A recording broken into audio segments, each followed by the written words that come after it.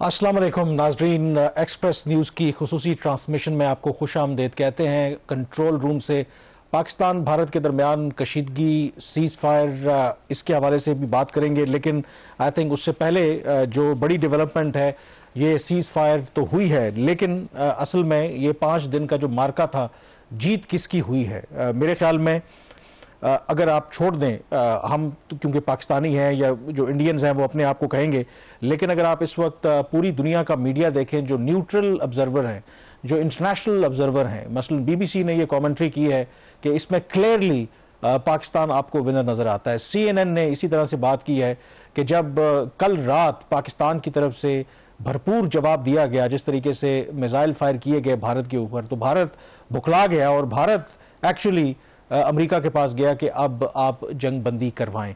तो आज के ये जो खुसूसी ट्रांसमिशन है इसकी मुख्तलिफ जहतों के ऊपर बात करेंगे। एक गुज़श्ता तकरीबन 24 घंटों में जो भी अहम वाक़यात हुए, फिर जो सीज़ फायर की बात की गई है, भारत का जो रिएक्शन है, आगे क्या वे फॉरवर्ड है, इन तमाम इशूज़ के ऊपर बात करेंगे। लेकिन मेरे ख्याल में शहबाज, सबसे पहले आई थिंक इम्पॉर्टेंट है कि जिसे कहते हैं ना कि अगर आपने पीस लाना है तो वो कहते हैं कि वो स्ट्रेंथ से आता है। तो मुझे लगता है कि जिस तरीके का जो टेम्पलेट मौजूदा जो भारत की गवर्नमेंट है वो सेट करना चाहती थी, बुध के रोज़ जो उन्होंने पाकिस्तान के ऊपर सीरीज ऑफ जो अटैक्स किए थे मिसाइल, और कभी भी ऐसा नहीं हुआ सिंस 1971 कि जिस तरह से लाहौर, बहावलपुर, सियालकोट, शक्करगढ़, और वजह उन्होंने ये पेश की, बहाना ये बनाया कि हमने तो दहशतगर्दी के जो ठिकाने हैं उनको ख़त्म किया है, लेकिन सारी दुनिया देख सकती थी कि उसमें आम इनोसेंट लोग जो है वो शहीद हुए और एक इवन 2 साल की बच्ची भी उसमें शामिल थी। फिर जो उसके बाद आई थिंक सबसे इंपॉर्टेंट सवाल था कि पाकिस्तान ने जवाब क्या देना है या नहीं देना। आपको पता है कि लोगों में बहुत ज़्यादा बेचैनी थी, 1 दिन, 2 दिन, 3 दिन, 4 दिन गुजर गए थे और लोग ये समझ रहे थे कि लगता है कि शायद हम जवाब नहीं देंगे। इंटरनेशनल डिप्लोमेटिक एफर्ट्स भी हो रही हैं, अगर यहीं पे ये राउंड ख़त्म हो गया फिर तो जो मोदी सरकार है उसका पलड़ा भारी हो जाएगा। लेकिन कल जो ड्रामेटिक टर्न अराउंड हुआ, नूर खान एयर बेस के ऊपर जो भारत ने मिसाइलों से हमला किया, मुरीद, इसी तरह से शोरकोट और बाकी जगहों की, वो फिर टिपिंग पॉइंट था। उसके फिर कुछ देर बाद ही जो पाकिस्तान ने जवाब दिया है, आई थिंक वो हिस्ट्री बुक में रखा जाएगा। लेकिन जो DGISPR ने कहा था कि जब पाकिस्तान जवाब देगा तो दुनिया देखेगी और दुनिया बताएगी, वही हुआ Kamran. It is a complete victory for Pakistan with all humbleness. Diplomatic front के ऊपर इस दफ़ा दुनिया जो थी वो भारत के साथ नहीं थी, पाकिस्तान के साथ थी, क्योंकि भारत ज्यादती कर रहा था, वो इंटरनेशनल लॉज की, इंटरनेशनल नॉर्म्स की वायलेशन कर रहा था। वो एक न्यूक्लियर पावर के ऊपर एक ऐसी चीज़ का इल्ज़ाम लगा रहा था जिसका उसके पास सबूत ही कोई नहीं था। अगर कोई एविडेंस होता तो शायद दुनिया का जो इसके ऊपर मौक़िफ़ होता वो उससे बिल्कुल मुख्तलिफ होता है। It was not only diplomatic victory, it was a military victory for Pakistan, all the very short, very precise. लेकिन जिस तरीके से इंडिया को जवाब दिया गया है, उसके बाद इंडिया 2019 से जो एक कोशिश करता है कि न्यू नॉर्म बनाने की, मेरा ख्याल उसके बाद प्राइम मिनिस्टर मोदी के पास वो चीज़ें, वो बात करने के लिए अब कुछ नहीं बचा जो उनका एक कभी मोटो रहा था, जिसकी बेस पे उन्होंने ऑल दिस दफा मेजॉरिटी तो नहीं जीत सके इलेक्शंस के अंदर, फिर भी थोड़ी बहुत उनको एक विक्ट्री मिली, उसकी बेस पे एक इत्तेहादी उन्होंने जमातों की हुकूमत बनाई। लेकिन अब बहुत कुछ पाकिस्तान में भी चेंज होगा और बहुत कुछ इंडिया में भी चेंज होगा। मेरे ख्याल में ये पाकिस्तान के लिए, बिल्कुल आपने ठीक कहा कि हम्बल तो विक्ट्री में होना चाहिए, ये बहुत गैर मामूली मेरे ख्याल में कामयाबी है। अगर आप पाकिस्तान और भारत का साइज देखें, उनकी आबादी देखें, उनकी मईशत का साइज देखें, उनका डिफेंस बजट देखें, उनकी दुनिया में जो स्टैंडिंग है वो देखें, और दूसरी तरफ पाकिस्तान के जो भी हम हालात हैं, स्ट्रगल कर रहे हैं, और जिस तरीके से पाकिस्तान ने मेरे ख्याल में जवाब दिया, उसमें जो सबसे आई थिंक क्रिटिकल रोल था थ्रू आउट ये, जब से क्राइसिस शुरू हुआ तो मुख्तलिफ जो कैपिटल्स में, खास करके वाशिंगटन में मेरी भी लोगों से बात होती रही, तो उन्होंने यही कहा कि जो डिसाइसिव इस दफ़ा फैक्टर है और जो अमरीकियों को भी ये खदशा था, वो भारत के साथ तो थे कि ठीक है चले आप कुछ छोटी मोटी कार्रवाई कर लें, लेकिन वो भारत को समझा भी रहे थे कि इस दफ़ा जो आगे पाकिस्तान की लीडरशिप है वो बड़ी डिसाइसिव किस्म की है, तो ये ना हो कि आपको लेने के देने पड़ जाएं। और वो जो वाशिंगटन के अंदर बाज़गश्त हो रही थी कि जो मौजूदा पाकिस्तान की फौजी की आदत है, शायद उसमें इससे पहले जो भी लीडरशिप आई है इस तरह की क्लैरिटी नहीं रही, और वो जो और उस क्लैरिटी की वजह से, क्योंकि वो कहते हैं ना कि प्लेइंग फायर विद फायर, अगर यहाँ पर हम 2019 में भी कहा जाता है कि शायद उस तरीके से डील नहीं किया था जैसे करना चाहिए था, यहाँ पर हम जो है वो मेरे ख्याल में बिल्कुल पीछे हटे नहीं है। और जिस तरह कहते हैं ना कि ब्लिंक कौन करेगा पहले, और इस केस के अंदर जब पाकिस्तान ने जवाब दिया है, देखिए जब भारत ने पाकिस्तान के ऊपर हमले किए थे, मिसाइल मारे थे, पाकिस्तान ने तो उस वक्त नहीं कहा था कि हम सीज फायर करेंगे, पाकिस्तान ने नहीं कहा कि हम डी-एस्केलेट करना चाहते हैं। जब पाकिस्तान ने कार्रवाई की तो सुबह ही अगर आप देखें उनकी मिनिस्ट्री ऑफ डिफेंस के जो ऑफिशियल्स थे उनके मुंह लटके हुए थे। उन्होंने खुद कहा कि जवाब उन्होंने ये पेश किया कि जी पाकिस्तान ने जितनी कार्रवाई की है हमने न्यूट्रलाइज कर लिया है, इंटरसेप्ट कर लिए हैं, लेकिन जो इंडियन आर्म फोर्सेज हैं वो एस्केलेशन नहीं चाहते। अगर पाकिस्तान रेसिप्रोकेट करता है तो उधर ही फौरन उनकी क्या कहते हैं कि जो वो झाग की तरह जो भी उनका पहले था ना कि जी पाकिस्तान का कीमा बना देंगे कि पाकिस्तान के ऊपर आप भारत हमारे ऊपर हमला करके देखे तो सही। तो उसमें आई थिंक की फैक्टर जो है वो आपकी डिसाइसिवनेस है कि इररिस्पेक्टिव ऑफ द कॉस्ट अगर आपकी टेरिटोरियल इंटेग्रिटी एंड सॉवरेंटी ऐसे वायलेट होती है तो उसको एक्सेप्ट नहीं किया जाएगा। कामरान, जो फर्क है वो बिल्कुल वाजे था। 2019 का 2025 से कोई कंपैरिजन बनता ही नहीं था। उस वक्त की हमारी जो ओवरऑल लीडरशिप थी और आज की लीडरशिप, उसमें बहुत फर्क है। ये जो किसी भी मुल्क का, किसी कौम का, किसी स्टेट का उसका जो पोस्चर होता है, उसकी जो बॉडी लैंग्वेज होती है, वो ये बता देती है कि किस हद तक किसी चीज के ऊपर स्टैंड ले सकता है। आज के जो वाकयात हुए हैं उस पर आने से पहले अगर आप तीन चीजों को देखें वन बाय वन, जो 6 और 7 मई की दरमियानी रात को जो भारत ने पाकिस्तान की टेरिटोरियल इंटेग्रिटी की जो खिलाफ वर्जी की, सॉवरेनिटी की को वायलेट किया, उस वक्त भी जो फतह थी वो पाकिस्तान की थी। लोगों में एक तरह की मायूसी तो इस बात की थी कि मेन लैंड पाकिस्तान के ऊपर किस तरह ये अटैक्स हो गए, किस तरह मासूम शहरियों को हलाक किया गया, वो शहीद हुए, हमारी मसाजिद के ऊपर उन्होंने मिसाइल मारे, लेकिन उसके बदले में उनके 5 जहाज गिरे। उनका जो गरूर था वो खाक में मिला। 3 राफाल, जिसमें एक का तो डिटेल सारी उस दिन जो एयरफोर्स की ब्रीफिंग थी कल, उसमें पूरी ब्रीफिंग उन्होंने डिटेल भी दी, बाकियों की भी डिटेल सामने आ रही है। और टेलीग्राफ का जो आर्टिकल अगर दूसरा पॉइंट पे अगर आए, जो इन्होंने ड्रोन्स भेजे जिसमें इनकी कोशिश ये थी कि पाकिस्तान का जो एयर डिफेंस सिस्टम है उसको ये आइडेंटिफाई करके उसको तबाह कर सकें। उससे पहले जो उन्होंने कल रात जो उन्होंने अटैक किया था वो भी उनकी कोशिश नाकाम हुई। हमने बड़ा एक टैक्टफुली उस चीज को हैंडल किया। और फिर आज जो डिसाइसिव डे था, जिसके बाद वहां पे चेहरे भी लटके, अगर वो तस्वीर कभी हमारे पास है वो अगर हम दिखा सके ब्रेक के बाद भी, अगर हम निकाल के दिखाएंगे नाज़रीन को, जो प्राइम मिनिस्टर मोदी की मीटिंग थी, जो उनके एयर चीफ्स के साथ, उनके जो बाकी जो आर्म फोर्सेस के जो सरबराह थे, जिसमें नेशनल सिक्योरिटी एडवाइजर थे, वो उस तस्वीर को अगर देखें, वो जो मुंह लटके हुए थे, वो ये बता रहे थे कि जो 3 शहरों के ऊपर उन्होंने पाकिस्तान के हमले करने की गलती की थी, उसका जो जवाब पाकिस्तान ने दिया। तो 1, 2, 3 ये 3 बड़े इवेंट्स थे, तीनों में पाकिस्तान क्लियरली वो विक्ट्री। सबसे इंपॉर्टेंट बात है, देखें मैं जो कह रहा था कि जो इंटरनेशनल ऑब्जर्वर्स है ना, शायद उनकी बात में ज्यादा वजन होता है, मे बी हम खुद इन्वॉल्व हो जाते हैं, पार्टी जज्बाती हैं। तो वो बीबीसी के साउथ एशिया के जो रीजनल एडिटर हैं, तो उन्होंने जो कमेंट्री की है, उन्होंने कहा कि क्लियरली इसमें पाकिस्तान विनर है। और दूसरा उन्होंने ये कहा है कि भारत जिसने अरबों डॉलर खर्च किए अपने नए जो वेपन्स लाने में और सब कुछ करने में, और उन्होंने अंडर एस्टिमेट किया पाकिस्तान की जो एयर पावर है, कि उनको ये लगता था कि शायद पाकिस्तान की एयर पावर उनका मुकाबला नहीं कर सकती, लेकिन इतने अरबों डॉलर खर्च करने के बावजूद पाकिस्तान की जो एयर पावर थी वो फिर भी भारत से वो ज़्यादा थी। एंड मोर इम्पॉर्टेंटली उन्होंने कहा कि जो भारत की मौजूदा हुकूमत एक डिसाइसिव ब्लो पाकिस्तान, एक डिसाइसिव वार जो पाकिस्तान के ऊपर करना चाहती थी वो नहीं कर पाई। ये मैं नहीं कह रहा, ये बीबीसी कह रहा है, क्योंकि बीबीसी का कोई पाकिस्तान से कोई इतनी मोहब्बत नहीं है, जो लोग वो ऑब्जर्व कर रहे हैं। और उसमें I think hats off to तमाम जो हमारी आर्म फोर्सेज हैं, एंड स्पेशली मेरे ख्याल में पाकिस्तान एयर फोर्स के, जिन्होंने मेरे ख्याल में प्रोफेशनल तरीके से, क्योंकि 6 और 7 की दरमियानी शब आपको पता है कि एक तरफ तो जब भारत के तकरीबन कोई 70-72 जो फाइटर जेट्स थे वो एयरबोर्न थे, 14 रफाल थे। एक तो उस दिन पाकिस्तान ने 5 उनके तैयारे गिराए।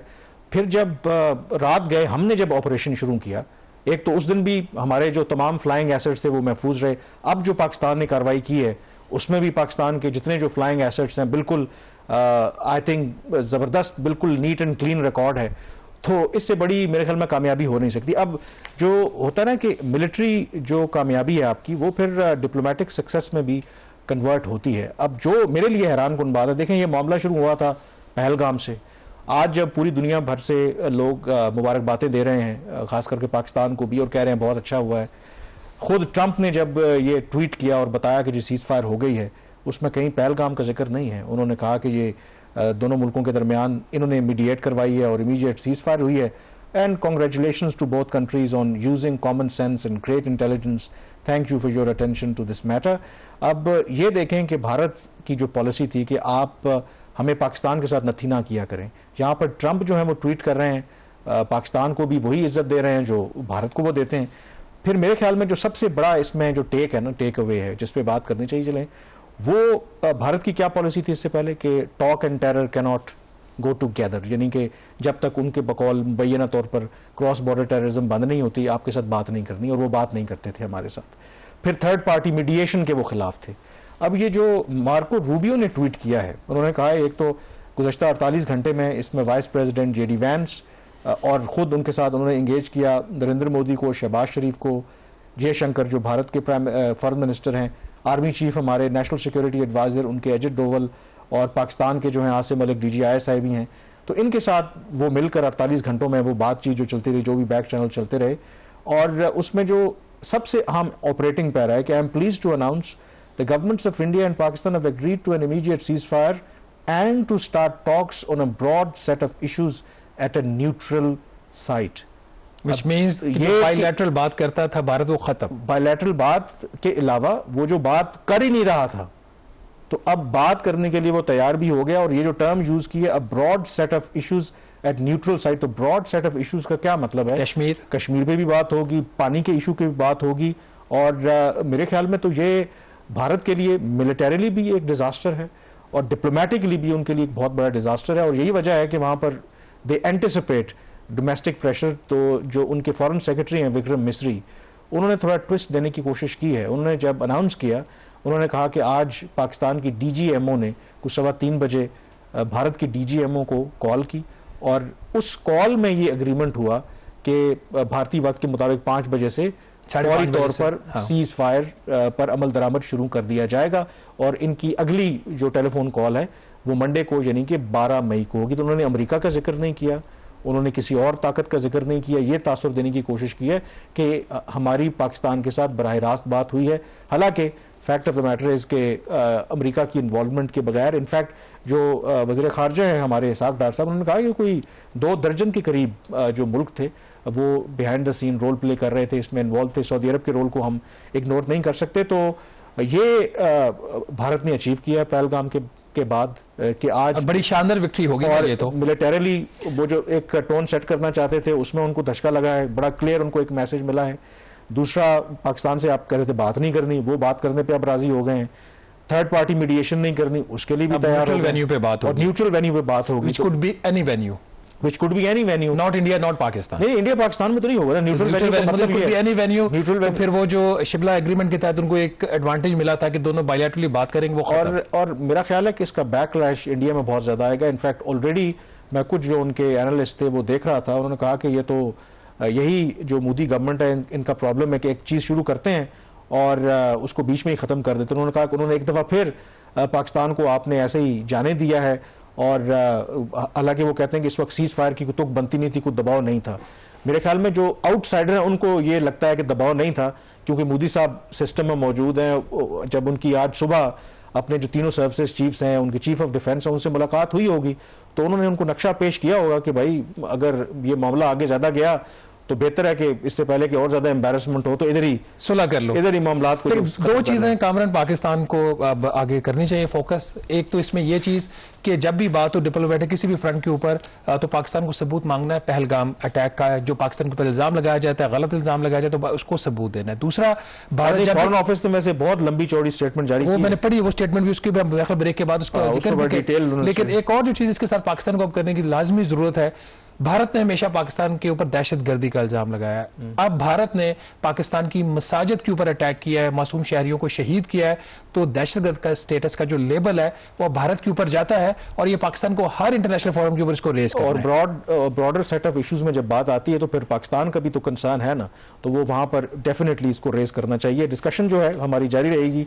जब ब्रेक से वापस आए तो 2 एक्सपर्ट्स हमें ज्वाइन करेंगे और उनसे डिस्कशन करेंगे आज दिन भर जो कुछ होता रहा, और सारी जो इस हवाले से मालूमात हैं उस पर डिस्कशन करेंगे, लेकिन इस ब्रेक के बाद।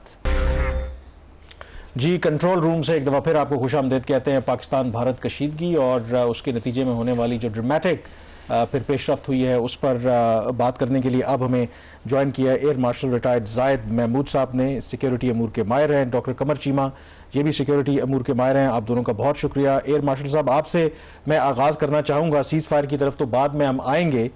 कल जब रात गए, सबसे पहले तो सोशल मीडिया पे जब ये खबरें चलना शुरू हुई कि नूर खान एयर बेस के ऊपर भारत ने हमला कर दिया है, और ये मेरे ख्याल में लोगों के वहमो गुमान में भी नहीं था, एक अनथिंकेबल थी जब वो कुछ वीडियोस चली कि कैसे नूर खान एयर बेस के ऊपर भारत की इतनी हिम्मत हो गई है कि वो हमला कर सकता है।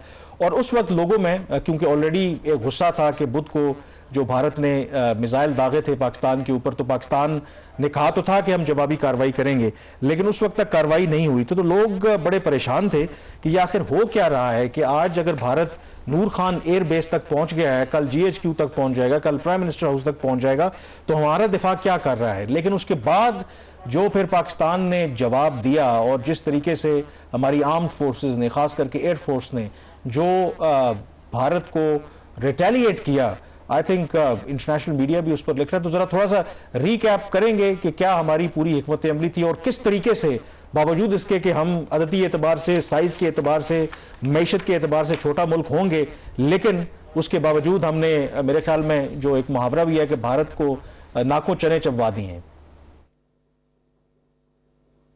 जी बहुत शुक्रिया आपका।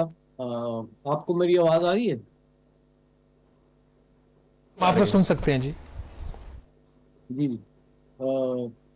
तो मैं सबसे पहले तो ये कहूँगा कि ये कोई नई बात नहीं है। भारत अपने जंगी जुनून में ये काम पहले भी बहुत दफा कर चुका है।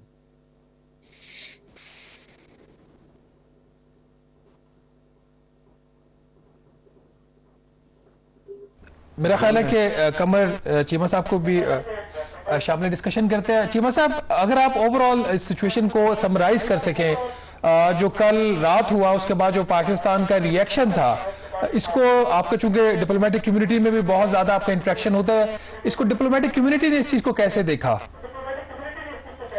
देखिए शहबाज राणा साहब, मैं इसको 2-3 एंगल से देखूंगा। पहला एंगल तो ये है कि पाकिस्तान ने जो कन्वेंशनल मिलिट्री जो कैपेबिलिटी है उसमें अपनी डिटेरेंस को रीएस्टैब्लिश किया, क्योंकि इंडिया ने जो पाकिस्तान को चैलेंज किया था, कल रात इन पाकिस्तान ने दोबारा अपनी कन्वेंशनल मिलिट्री कैपेबिलिटी में अपनी जो कैपेबिलिटी है उसको रीएस्टैब्लिश डिटेरेंस को किया है। एक तो इंडिया को बड़ा सख्त पैगाम गया, और यही वजह है कि आज आपको पता है कि CNN ने यह कहा है कि इंडिया के कहने पे सीज फायर की कोशिश की गई। ये इंडियंस ने कहा है कि सीज फायर करवाएं पाकिस्तान के साथ। सो ये होगी पहली बात। आपको याद होगा डिप्लोमेटिकली, अगर आप देखें डोनाल्ड ट्रंप जब पहले भी सदर थे तो इंडिया ने कैटेगोरिकली कहा था कि हम पाकिस्तान के साथ, हमें किसी थर्ड पार्टी की जरूरत नहीं है, किसी मीडिएशन की जरूरत नहीं है।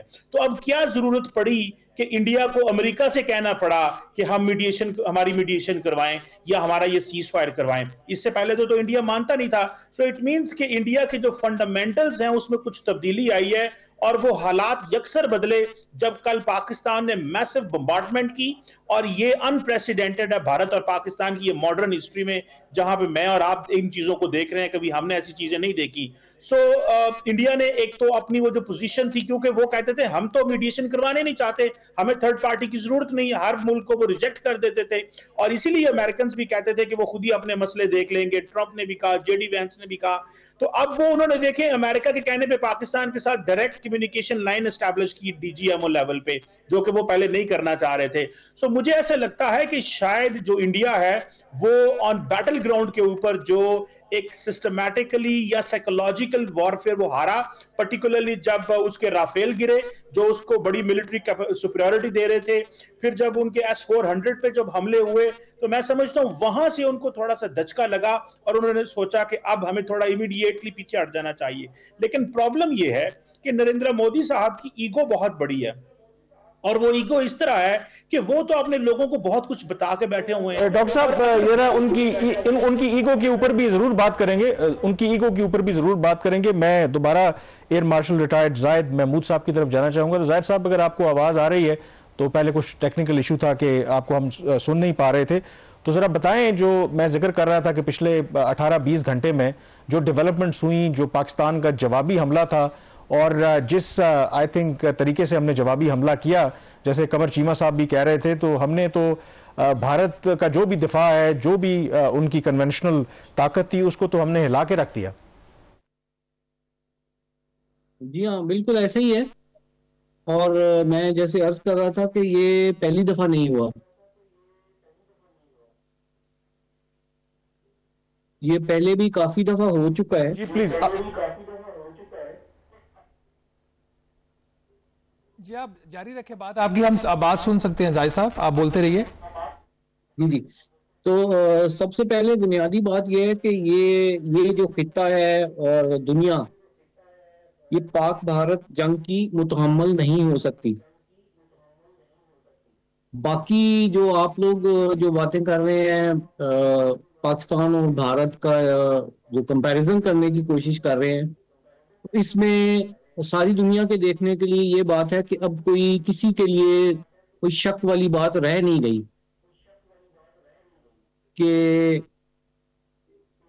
भारत जितना मर्जी कोशिश कर ले और जितना मर्जी ये बॉलीवुड टाइप दुनिया को दिखाने की कोशिश कर ले, इनका जंगी जुनून जो है वो खत्म नहीं होगा। और इन्होंने जो निहत्थे और मासूम बच्चों पे हमला किया,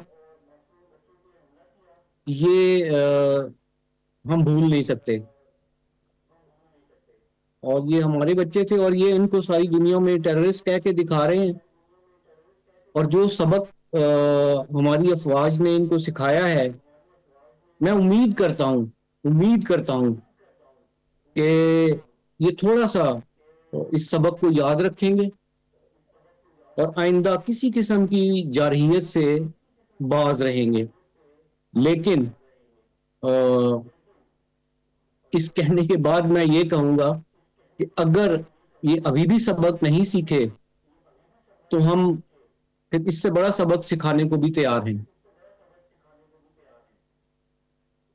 जी ठीक। जाहिद साहब आप हमारे साथ लाइन पे रहिएगा। कमर चीमा साहब, ये जो सीज फायर हुआ है, आप क्या समझते हैं कि ये जारी रहेगा? इंडिया खास तौर पर इस पे अमल करेगा?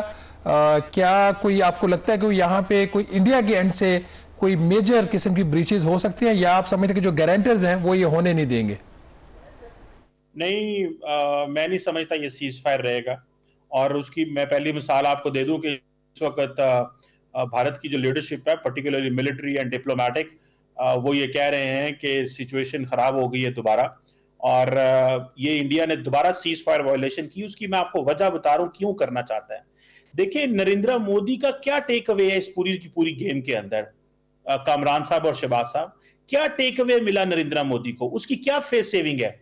नरेंद्र मोदी को कोई फेस सेविंग नहीं मिली। देखें, जहाज भी डैमेज हो गए, S-400 भी डैमेज हो गया, पाकिस्तान ने बम्बार्डमेंट भी कर दी, उनकी सारी की सारी जो डिटेरेंस है उसको भी खत्म कर दिया। एट द एंड उनको क्या मिला?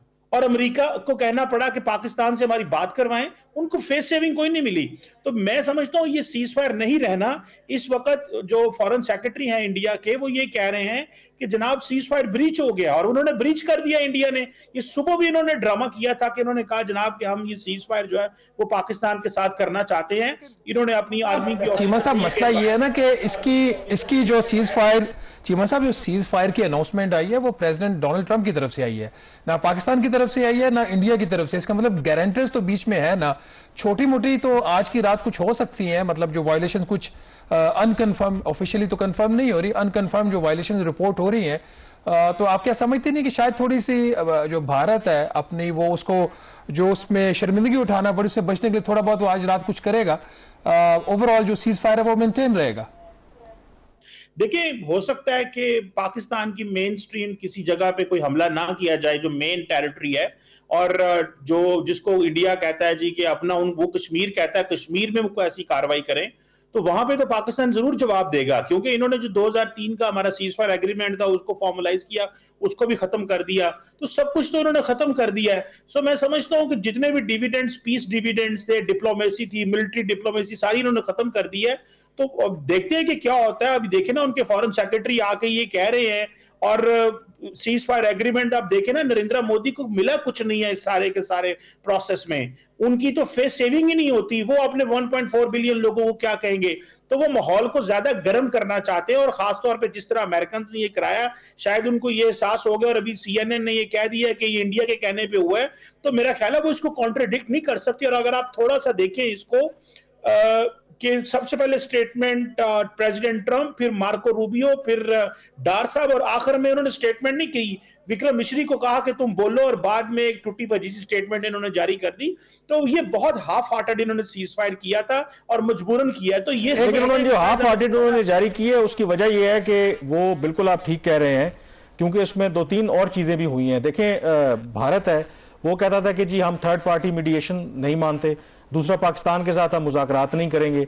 अब जो मार्को रूबियो ने स्टेटमेंट दिया है, या ट्विटर पे उसने, एक्स पे उन्होंने जो बताया है, उन्होंने कहा कि ना सिर्फ सीज फायर हुई है बल्कि ये भी एग्रीमेंट हुआ है कि दोनों मुल्क न्यूट्रल वेन्यू के ऊपर ब्रॉड सेट ऑफ इश्यूज के ऊपर डिस्कशन करेंगे। और जो ब्रॉड सेट ऑफ इश्यूज हैं जो पाकिस्तानी हुकाम कह रहे हैं, उसमें कश्मीर है, वाटर है, और इवन जो पाकिस्तान के कंसर्न्स है रिगार्डिंग टेररिज्म, उस पर बात होगी। तो ये तो सारी पॉलिसी ही जो मोदी की पाकिस्तान को साइड लाइन करने की, तो वो तो रिवर्स होगी। तो मैं ये सवाल एयर मार्शल जायद साहब से भी मैं पूछना चाहूंगा। तो जायद साहब, ये जो अभी चले ये इंटरनेशनल प्लेयर्स बीच में पड़े हैं, सीज फायर की बात हो रही है और वक्ती तौर पर सीज फायर हो भी जाए, लेकिन जो मोदी सरकार ने अब किया है, एक थ्रेश होल्ड तो उन्होंने तोड़ा है, कि एक रेड लाइन क्रॉस की है कि पाकिस्तान के अंदर आकर के उन्होंने कार्रवाई की है। तो हमें तो फिर अब हर वक्त जो है वो विजिलेंट रहना होगा। 2019 में हमें एक सरप्राइज मिला था, उसके बाद हमने अपने डिफेंसेस बेहतर किए। तो कैसे ये लुक मूविंग फॉरवर्ड ये सारी सिचुएशन को आप देखते हैं? जी कमरान साहब, पाकिस्तान की तरफ से ये है कि हम हर वक्त तैयार हैं, और हमें ना किसी से कोई डरने की जरूरत है, ना ये ज़माने अमन में हम अपनी तैयारी पूरी रखते हैं, और जब इस तरह के हालात होते हैं तो फिर हम जवाब भी भरपूर देते हैं।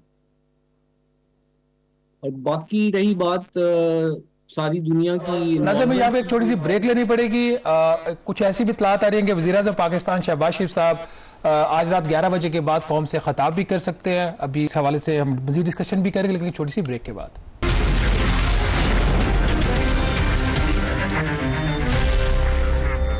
जी, ब्रेक के बाद एक दफ़ा फिर आपको खुशामदीद कहते हैं। पाकिस्तान भारत कशीदगी से मुतालिक बात कर रहे हैं, और जो लेटेस्ट डेवलपमेंट आ रही है, भारत के जो सेक्रेटरी खारजा हैं वो अब पाकिस्तान के ऊपर इल्ज़ाम लगा रहे हैं कि पाकिस्तान की तरफ से जो सीज फायर की वायलेशन है वो हो रही है। रिमेंबर के आज ये शाम 5 बजे ही ये एग्रीमेंट हुआ था, 5:30 बजे, और ये खुद उन्होंने अनाउंस किया था कि दोनों जो DGMOs हैं उनके दरमियान ये एग्रीमेंट हुआ है, और तमाम जो लैंड, एयर और जिस तरह की भी जो भी ऑपरेशंस एक दूसरे के खिलाफ हो रहे थे उसके हवाले से सीज फायर का ऐलान किया। तो अभी जो उनकी स्टेटमेंट है मैं वो पढ़ भी देता हूँ, और उसमें वो ये कह रहे हैं कि शाम दोनों ममालिक की DGMOs के दरमियान एक मफाहमत तय पाई थी कि गुज़श्ता चंद दिनों से जारी अस्करी कार्रवाइयों को रोका जाए। ताहम गुज़श्ता चंद घंटों से पाकिस्तान इस मफाहमत की खिलाफवर्जी कर रहा है। भारतीय फौज इस सरहदी दरअंदाजी का मौसर जवाब दे रही है और इससे निपट रही है। ये दरअंदाजी नहायत काबिल मजम्मत और इसकी मुकम्मल जिम्मेदारी पाकिस्तान पर आयद होती है। हमारा मानना है कि पाकिस्तान को इस सूरत हाल की संगीनी को समझना चाहिए और फौरी तौर पर मुनासिब इक़दाम उठाने चाहिए ताकि इस दरअंदाजी को रोका जा सके। ये स्टेटमेंट अब सामने आया है जो उनके सेक्रेटरी खारजा हैं विक्रम मिस्री, और बड़ी ताजुब की बात है कि इस मौके के ऊपर जब इतनी वॉलेटाइल सिचुएशन है, री इन्फोर्समेंट है, जो ये तो भारत का पुराना इल्ज़ाम है ना कि हम आज़ाद कश्मीर से मकबूजा कश्मीर में जो लोग अपने धकेलते हैं उस तरफ, और जब इतनी हैवी वहाँ पर फायरिंग भी हो रही है, इतनी ज़्यादा दोनों तरफ से फ़ौजें अलर्ट हैं, तो आखिर पाकिस्तान इस मौके के ऊपर ऐसा क्यों करेगा। तो अब ये देखने वाली बात है कि चंद घंटे ही गुजरे हैं और अभी तो सीज़ फायर ने पूरा कह लें कि उसका इम्पैक्ट आया ही नहीं था और अब उनकी तरफ से ये आना शुरू हो गया। तो मुझे लगता है कि जो मैं कह रहा था ना कि बैकलैश की बात कर रहा था कि कुछ जो उनके मीडिया का उनको बड़ा शौक था, जंगी जुनून सवार है, वो तो कहते थे कि जी पाकिस्तान को आप नक्शे से ही मिटा दें। एक तो उनको बड़ा धचका लगा कि ये क्या हुआ है कि जो अमरीकी सदर हैं वो इन्वॉल्व हो गए हैं, और ऐलान जो अमेरिकी सदर कर रहे हैं ये भी हमारी बड़ी बेइज्जती हो गई है। फिर कह रहे हैं जी पाकिस्तान से आप मुज़ाकरात भी करें, न्यूट्रल वेन्यू पे मुज़ाकरात भी होंगे। तो वो जो चीमा साहब भी बात कर रहे थे ना कि शायद जो अब पब्लिक बैकलैश वहाँ पे आ रहा है, तो मुझे लगता है कि भारत यहाँ से ना कोई पतली गली से निकलने की कोशिश कर रहा है। मेरा ख्याल इतना आसान नहीं होगा पतली गली आसान तो नहीं होगा। कामरान इसमें ये देखें ना कि कौन कौन सी कंट्रीज जो है इसमें इन्वॉल्व हैं, और अगर कोई सीज फायर की वायलेशन अगर पाकिस्तान की तरफ से होती है तो डेफिनेटली उसका कोई एविडेंस होगा ना। अभी जैसे अनकन्फर्म रिपोर्ट्स आ रही है, हम कोई इसके ऊपर बात नहीं करना चाह रहे, जो कुछ ड्रोन्स के हवाले से कुछ शहरों के ऊपर अभी भी सर्वेलेंस कर रहे हैं ड्रोन्स, जब तक हुकूमत पाकिस्तान की तरफ से या DGISPR की तरफ से इसके ऊपर कोई स्टेटमेंट नहीं आ जाती इसका क्या स्टेटस है। बट ये अगर पतली गली से निकलना चाह रहे हैं तो ये बात उनको पहले सोचनी चाहिए थी। मैं दोबारा ये बात रिपीट करता हूं कि US प्रेसिडेंट की तरफ से अनाउंसमेंट आई है, उनके सेक्रेटरी ऑफ स्टेट की तरफ से इसके ऊपर स्टेटमेंट आई है। इसके अलावा बहुत सारे ममालिक इसके अंदर इन्वॉल्व हैं। हुकूमत पाकिस्तान ने इसको ओन किया और एक्नॉलेज किया। भारत की तरफ से उनके जो वजीर खारजा है, उनके सेक्रेटरी खारजा, उन्होंने इसको ओन और एक्नॉलेज किया। तो उसके बाद अगर यहाँ से कोई निकलने की कोशिश करेंगे तो आई थिंक एक और इम्पोर्टेंट बात है कि देखें गुज़श्ता 5 दिनों से जितनी टेंशन है दोनों मुल्कों के दरमियान, ऐसा पहले हालिया आई थिंक डेकेड्स में कभी नहीं हुआ। जिस तरीके की टेंशन थी दोनों मुल्क में, ऑल आउट वॉर की तरफ हम जा रहे थे, तो जब सीज फायर का ऐलान हुआ है उसको इम्प्लीमेंट करते करते थोड़ा तो टाइम चाहिए, 1-2 दिन चाहिए। छोटे मोटे इक्का दुक्का जो वाकयात अगर लाइन ऑफ कंट्रोल के ऊपर हो रहे हैं और वहां पर ज़ाहिर है कि फौजें जो मौजूद हैं, जब पूरा जो मैसेज है वो ट्रिकल डाउन करते करते टाइम लगता है। और अगर उनका ये ख्याल था कि उधर हमने फैसला किया और इमीडिएटली सारी चीज़ें बिल्कुल ठंडी हो जाएंगी, तो ये तो मुमकिन नहीं है। तो इसका मतलब है कि बजाय इसके कि अगर कुछ ऐसा हो रहा है, और जब अब हमारे DGMOs तो पहले भी राब्ते में थे, अगर राब्ते हो रहे हैं तो क्या सबसे आम सवाल है कि भारत ने पाकिस्तान की साइड से राब्ता किया कि आखिर ये क्या हो रहा है। हमारा तो अभी एग्रीमेंट हुआ है। अगर उनको पाकिस्तान की तरफ से कोई मुनासिब जवाब ना मिले, कोई रीजनेबल एक्सप्लेनेशन ना मिले, या अगर कुछ हो रहा है तो उसके लिए वो बर वक्त कोई कार्रवाई ना करें, फिर तो वो हक बजाने में कि उसको पब्लिक करें। तो यहाँ पर मुझे लग ये रहा है कि शायद थोड़ा सा उनको लगता है कि जो मैं कह रहा हूँ आपसे ना कि बैकलैश वहां पर कुछ अपने लोगों को भी बताना है, लोगों को भी बताना है, तो हो सकता है। और मुझे लगता है कि ये जो चीज़ उन्होंने, मुझे समझ नहीं आया कि आखिर ये चीज़ अग्री कैसे कर ली है कि एक तो सीज फायर तो अग्री कर ली, चले वन ऑफ थिंग है, लेकिन कि हम एक न्यूट्रल वेन्यू के ऊपर पाकिस्तान के साथ बातचीत करेंगे, मतलब ये तो बहुत बड़ी एक ये तो इसके अलावा कोई ऑप्शन बचती नहीं है ना कि भारत पाकिस्तान नहीं आ सकता, पाकिस्तान के जो गवर्नमेंट है, हमारे जो लोग हैं वो भारत नहीं जा सकते, पर न्यूट्रल वेन्यू ही ऐसी सूरत हाल में जो आपके पास एक ऑप्शन बचती है। और ये कोई नई बात नहीं है। न्यूट्रल वेन्यू के जो बैकडोर चैनल्स हैं वो ज्यादातर न्यूट्रल वेन्यूज पे ही चलते रहे हैं। फेस टू फेस अब इनकी अगर जो मुलाकात होती है तो वो न्यूट्रल वेन्यू पे ये फर्स्ट टाइम शायद होगी इस तरीके से। फर्स्ट टाइम तो नहीं, खैर इसके भी कुछ आपके पहले भी इंसिडेंसेस ऐसे रहे, बट जो ज्यादा चीज इंपॉर्टेंट है जो इस चीज को अंडर एस्टिमेट उसको इन्फोर्स करती है वो ये है कि अब ये देखेंगे अब से 12 घंटे 14-16 घंटे पहले दोनों ममालिक कहां पे खड़े हुए थे। पहले भारत ने पाकिस्तान के ऊपर मिसाइल मारे, फिर पाकिस्तान ने उसका भरपूर जवाब दिया, उनके शहरों पे मिसाइल मारे। उनका S-400 जो दुनिया का बेहतरीन जो है एयर डिफेंस सिस्टम समझा जाता है, उसकी बैटरीज को तबाह कर दिया। तो उससे अगली स्टेज क्या होती, वो खुदा ना खास्ता बहुत बड़ी एस्केलेशन होती। तो उससे ये वापस आए हैं। उस वापसी में अगर लाइन ऑफ कंट्रोल के ऊपर कुछ झड़पें हो रही हैं छोटी मोटी, या पाकिस्तान के जो सेटल्ड एरियाज है, मेनलैंड पाकिस्तान है, वहां पे कुछ ड्रोन है, तो एक ये भी तो इशू हो सकता है ना, ब्रेक पे भी जाएंगे, कि हो सकता है कि उनका अब जो असेस कर रहे हो जो पाकिस्तान ने हमला किया है, नुकसान इतना ज्यादा हुआ हो कि जब वो तफसीलात सामने आएंगी तो शायद लोग वहां पर इतना आसान उनको नहीं लेंगे। इस पर मजीद बात करेंगे, लेकिन यहाँ पर हम एक छोटा सा ब्रेक लेकर बाद डिस्कशन जारी रहेगी।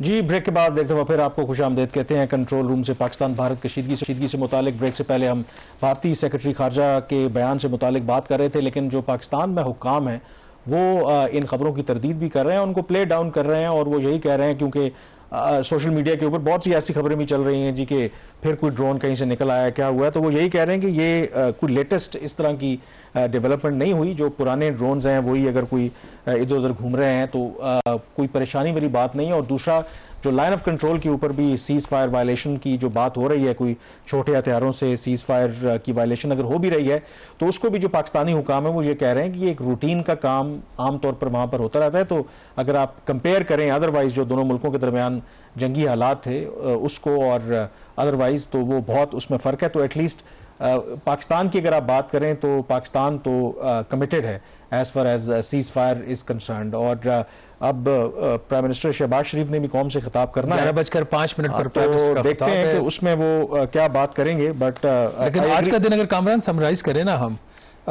जो एक कहा जाता है कि बहुत बड़ी इकोनॉमी है दुनिया की, one of the larger economies of the world जो इंडिया है, उसके मुकाबले में पाकिस्तान उसका मुकाबला नहीं कर सकेगा।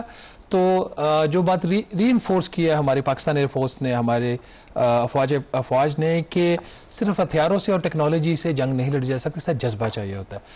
भारत के अगर आप सिर्फ लॉस की बात करें, उनका स्टॉक मार्केट का जो लॉस हुआ है 48 घंटों में, वो कोई 83 अरब डॉलर के करीब है। पाकिस्तान के जो गैर मुल्की ज़र मुबादला के ज़खायर उससे 8 गुना ज्यादा उनका लॉस हो चुका है अनसर्टेनिटी का। तो भारत की कीमत, भारत के लिए जो कीमत है जंग की, वो हमसे कहीं ज्यादा है। छोटा मुल्क है, हम बर्दाश्त करते हैं। कॉर्पोरेट सेक्टर है, आपको पता है कि मोदी के बड़ा करीब है, और उन्होंने तो कहा होगा कि यार हम आपके तो बोल रहे हैं, हमें 5 दिन हो गए अभी, और अगर फर्दर ये हुआ तो ये तो गेम। और फिर जो उनका जो डिफेंस सिस्टम का उनका जो नुकसान हुआ, रफाल जो गिराए गए, उनकी जो रिप्यूट, उनकी जो इज्जत थी, वो जो खाक में मिली है। तो ये सारी चीजें, बॉटम लाइन यही है कि दोनों ममालिक को अमन की तरफ बढ़ना है। भारत के अंदर जो गुर्बत है, अगर नंबर्स की बात करें तो पाकिस्तान के मुकाबले में भारत में कई करोड़ लोग जो ज्यादा है वो गुर्बत की जो एक लकीर है उससे नीचे जिंदगी गुजारे, बुरी तरीके से उनकी जिंदगी गुजारे। पाकिस्तान में भी गुर्बत है। दोनों ममालिक दिफा के ऊपर जो खर्च करें, यही पैसा जो है अपने लोगों की डेवलपमेंट के लिए खर्च कर सकते हैं। तो नुकसान दोनों ममालिक का, भारत का नुकसान ज्यादा है। इसके अंदर एक लेसन क्या है कि अब अगर देखें, जब भी होते हैं, भारत ने एटलीस्ट अग्री तो किया ना कि बातचीत होगी, और वो बातचीत कर भी रहे हैं, DGMOs के लेवल पे हो, NSAs के लेवल पे हो।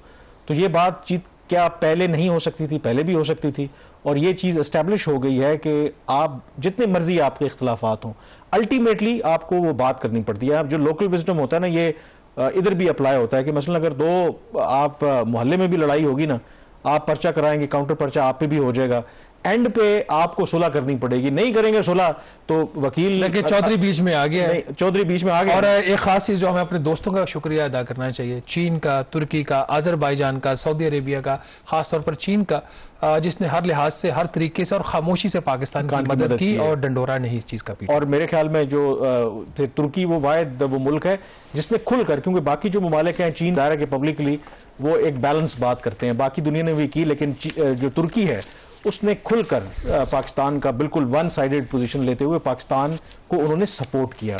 और जाहिर है कि जब बाकी दुनिया है वो भारत के साथ उनके इकोनॉमिक इंटरेस्ट हैं, और तुर्की की अगर आप बात करें तो बहुत बड़ी वहाँ पर टूरिज्म की इंडस्ट्री है, बहुत बड़ी तादाद में भारतीय भी वहाँ पर लोग जाते हैं। और ये मैंने देखा कि जब ये खबरें चल रही थी तो कैंपेन चल रही थी कि जी तुर्की का बायकॉट करें, तो कुछ टर्किश लोगों ने कहा भी हुआ था कि हमें इससे कोई फर्क नहीं पड़ता। तो I think heads off to Turkey and बाकी जो पाकिस्तान के दोस्त ममालिक थे जिन्होंने इस मुश्किल वक्त में पाकिस्तान का साथ दिया। फिलहाल कंट्रोल रूम से इतना ही, यहाँ पर आपसे इजाज़त लेंगे, और फिर आई थिंक न्यूज़ ब्रेक है, न्यूज़ ब्रेक के बाद प्राइम मिनिस्टर का मुमकिन तौर पर जिन्होंने खिताब करना है वो फिर आप सुनेंगे।